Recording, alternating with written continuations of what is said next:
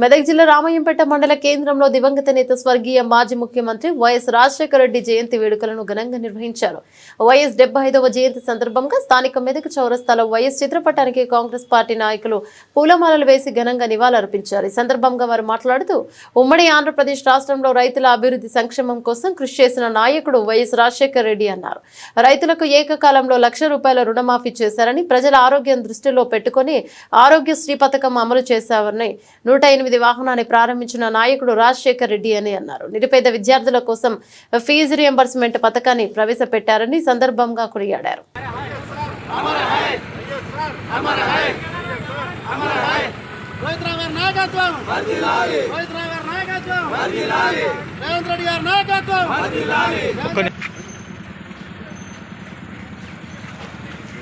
जय कांग्रेस, जय कांग्रेस। వైఎస్ఆర్ अमर रहे, अमर रहे, వైఎస్ఆర్ अमर रहे, వైఎస్ఆర్ अमर रहे।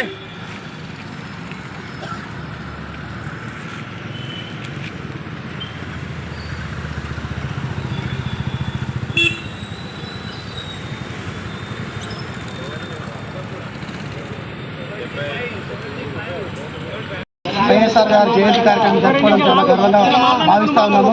రామాయణపేటలో ఆరోగ్యశ్రీ కార్యక్రమాన్ని, ప్రజాప్రతం కార్యక్రమాన్ని ఇక్కడి నుంచే స్టార్ట్ చేసి మరి రైతు రుణమాఫీ మరి రైతులకు 108 కార్యక్రమాలన్నీ కూడా రామాయణపేట స్టార్ట్ చేయడం జరిగింది.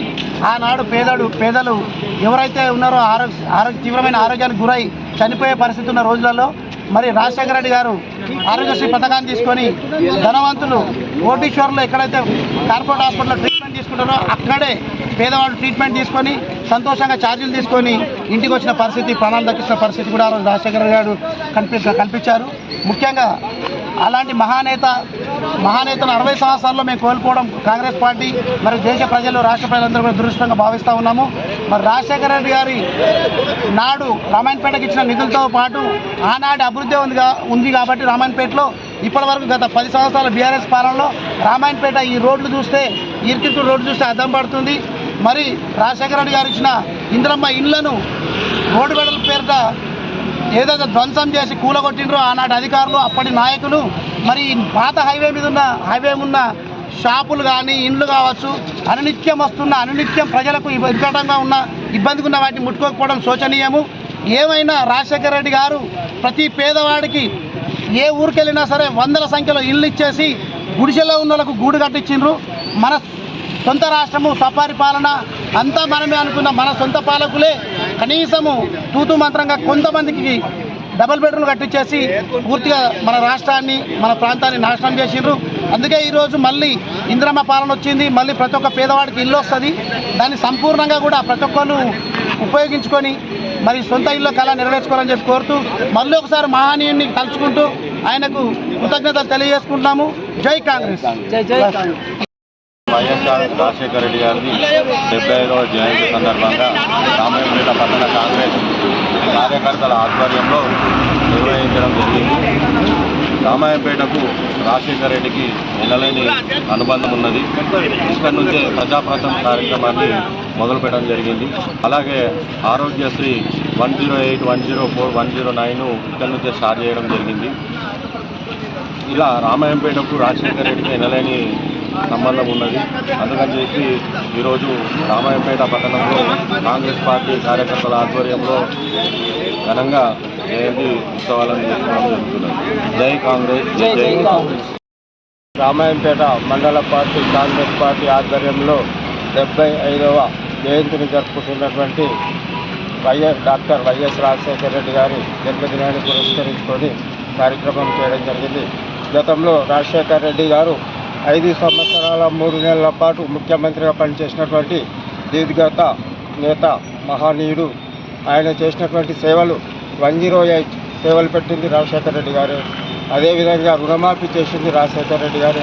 పిల్లలకు ఫీజు రియంబర్స్మెంట్ ఇచ్చింది రాజశేఖర రెడ్డి గారు. ఇలా చెప్పుకుంటూ పోతే ప్రజా సమస్యలపైన పోరాటం చేసి అధికారంలోకి వచ్చినటువంటి ఏకైక నాయకుడు డాక్టర్ వైఎస్ రాజశేఖర రెడ్డి గారు. ఆయన ఆశయం వల్ల ఒకటే, రాహుల్ గాంధీ గారిని ప్రధానిగా చూడాలనుకున్నటువంటి ఆయన ఆశయాన్ని ముందు నెరవేర్స్తామని చెప్పేసి కాంగ్రెస్ పార్టీ ఆధ్వర్యంలో కార్యక్రమం చేపట్టడం జరిగింది. జై కాంగ్రెస్. దివంగత నేత ఏదైతే ఉమ్మడి రాష్ట్ర మాజీ నేత అయినటువంటి డాక్టర్ వైఎస్ రాజశేఖర రెడ్డి గారి 75వ జయంతి సందర్భంగా ఈరోజు ఆయన చిత్రపటానికి పూలమాలలు వేసి పెద్ద ఎత్తున కాంగ్రెస్ కార్యకర్తల ఆధ్వర్యంలోని గణనీయంగా ఈ వేడుకలు జరుపుకోవడం జరిగింది. ఈ మహనీయుని ప్రతి ఒక్క రైతు కాదు, ప్రతి ఒక్క అట్టడుగు స్థాయి నుంచి అణగారిన వర్గాల వరకు ప్రతి ఒక్కరు గుర్తించుకోవాల్సిన అవసరం ఉన్నది. ఎందుకంటే రాష్ట్రంలో మార్పు తీసుకొచ్చింది డాక్టర్ వైఎస్ రాజశేఖర రెడ్డి గారు. రైతులకు కానీ, తర్వాత ఫీజు రియంబర్స్మెంట్ అయితే ఏదైతే ఉందో పిల్లలకు కానీ, విద్యార్థులకు కానీ, నిరుద్యోగులకు కానీ ప్రతి ఒక్కరికి ఆయన పెద్ద ఎత్తున పీట వేసి అప్పట్లో ఏదైతే 2004వ సంవత్సరంలోని రైతులకు రుణమాఫీ చేసిన ఘనత కూడా వైఎస్ రాజశేఖర రెడ్డి గారికి దక్కింది. 108 సర్వీసు 108 ఏదైతే వైద్య రంగానికి ముఖ్య భూమిక పోషించినటువంటి అప్పటి రాజశేఖర రెడ్డి గారు అదే మన రామాయంపేట పట్టణం నుంచే మొదలుపెట్టడం కూడా మనకు చాలా ఆనందంగా ఉంది. ఇలాంటి కార్యక్రమాన్ని ఆయనను స్ఫూర్తిదాయకంగా తీసుకొని ఇప్పుడున్న ప్రభుత్వం కూడా అవే సంస్కరణలను ముందుకు తీసుకొచ్చి ప్రజలకు ప్రతి ఒక్కరికి ఒక బాసటగా అదే విధానాన్ని కొనసాగిస్తూ మళ్ళీ రాబోయే రోజుల్లోని ప్రజలందరికీ ఆసరగా ఉండేటువంటి పథకాలు కూడా తీసుకొచ్చి అన్నీ విజయవంతం చేయాలని చెప్పేసి మేము కాంగ్రెస్ పార్టీ తరఫున మేము రాష్ట్ర ప్రభుత్వాన్ని కూడా ఈ సందర్భంగా మేము కోరుకోవడం జరుగుతుంది. జై కాంగ్రెస్.